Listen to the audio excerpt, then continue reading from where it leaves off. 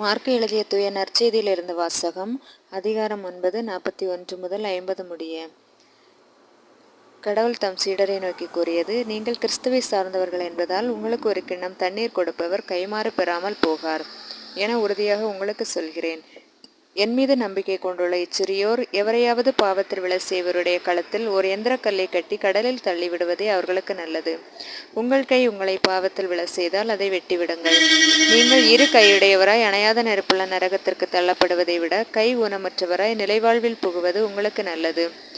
உங்கள் கால் உங்களை பாவத்தில் விழ செய்தால் அதை வெட்டிவிடுங்கள். நீங்கள் இரு காலுடையவராய் நரகத்தில் தள்ளப்படுவதை விட கால் ஊனமுற்றவராய் வாழ்வில் புகுவது உங்களுக்கு நல்லது.